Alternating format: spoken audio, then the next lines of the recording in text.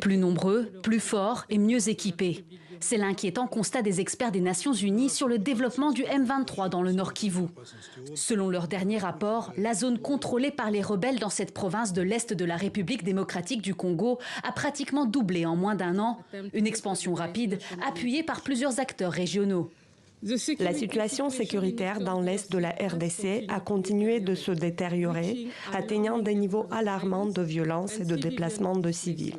Le gouvernement rwandais a renforcé son soutien au M23, lui permettant de réaliser des gains territoriaux majeurs à travers le territoire de la RDC. Cette évolution rapide de la crise du M23 risque de provoquer un conflit régional plus large.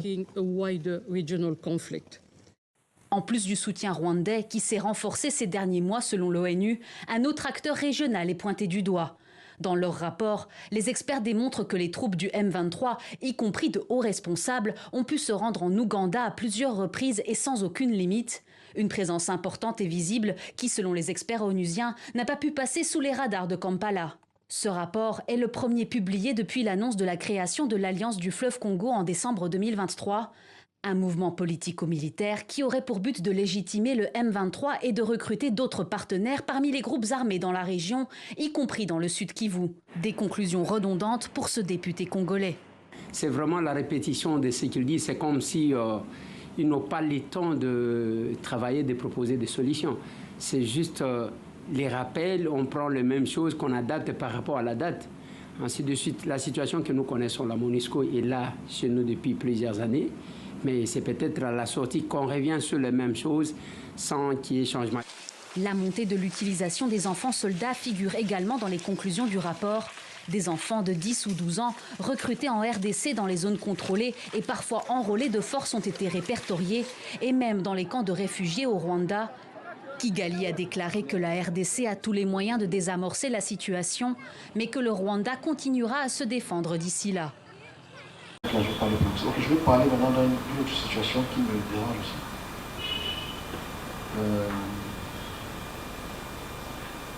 Ça concerne notre pays voisin qu'on appelle le RDC. La RDC traverse des périodes que nous on a pu exprimer clairement. On a pu exprimer ça clairement de tout ce qui va se passer avec le Rwanda, le Congo et tout le reste. On a quand même dit cela beaucoup de temps. On a aussi expliqué en 2018 comment ils vont se déchirer, comment ça se passe aujourd'hui. On a expliqué le côté insurrectionnel du peuple qui va se lever contre les institutions. On a vu aussi avec la France. Aujourd'hui, j'ai vu quelque chose qui m'a dérangé et je me pose beaucoup de questions. Je souhaite que la communauté internationale, s'il écoute, et l'Union africaine aussi, s'ils écoutent, ils puissent prendre ça en considération. Parce que nous, on parle à l'appel d'avoir des préférences de ce qu'on a dit avant et ce que nous disons maintenant. J'étais à la frontière à l'est du Congo. C'était une très grande frontière. Et il y avait de la guerre qui était en pause. Il y avait un cessez-le-feu. Mais je vois les chars arriver à la frontière, des chars d'une très grande beauté, une très grosse technologie. Et en regardant ces chars, je me dis, comment est-ce que les Gabonais, les Congolais peuvent avoir ce type d'argent, peuvent avoir ce type de chars qui ne se retrouvent que dans certains pays. Je me suis aussi dit, comment est-ce que ils ont pu acquérir ce type de technologie?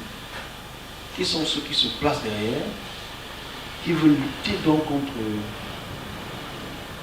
qui veulent répliquer, exactement le mot répliquer, contre Paul Kagame et le Rwanda. Donc il faudrait qu'il fasse attention, qu'on ne soit pas instrumentalisé par la puissance occidentale, que nos dirigeants ne le fassent pas. C'est un conflit qui peut se régler en discutant, pas avec la paix. Mais il y a des forces externes qui vont aider le Congo. Et si les précautions ne sont pas prises, il y aura une très forte guerre entre ces deux pays, que j'ai déjà dit plus tôt. Ok, ça c'est bon pour ce pays-là. Je commence par l'Afrique de l'Est. Je l'ai déjà exprimé le 24 septembre 2022. Je le réitère encore aujourd'hui parce que il y a quelques jours j'étais en discussion avec spirituellement avec certains dirigeants de certains pays de l'Afrique de l'Est. Et dans cette discussion, ils avaient un peu peur de la situation qui aura, c'est-à-dire entre le Rwanda, la Tanzanie, le Zimbabwe et le Congo. Et les pays aux alentours, il y a des situations qui vont émerger par rapport au M23, qui vont se diriger vers certains pays du sud-est et apporter des troupes dans ces pays-là. Donc j'ai envoyé ce message-là comme je le fais d'habitude aux autorités compétentes, pour qu'ils puissent déjà, que les forces de coalition de l'armée, la coalition burundaise et les pays de l'Est, même l'Égypte aussi, puissent vraiment irriguer cette population et ces combattants, chacun respectivement dans leur pays. Mais ça ne va pas se passer ici. Ça va apporter dans les troubles dans ces pays et des affrontements sévères, très bientôt. Entre le Rwanda, Tanzanie, Zambie, RDC. C'est important parce qu'hier, il y a eu une tentative de coup d'État au Soudan causée par la puissance égyptienne. Je ne vais pas entrer dans ça, je l'ai annoncé il y a quelque temps. Que les Égyptiens vont commencer à faire des choses qui vont affecter les pays de l'Est. Il y a quelque chose de je prends ça comme un exemple peut-être d'expression temporelle pour prévenir les populations de ce qui arrivera dans ces lieux-là. Je prends ça comme un exemple.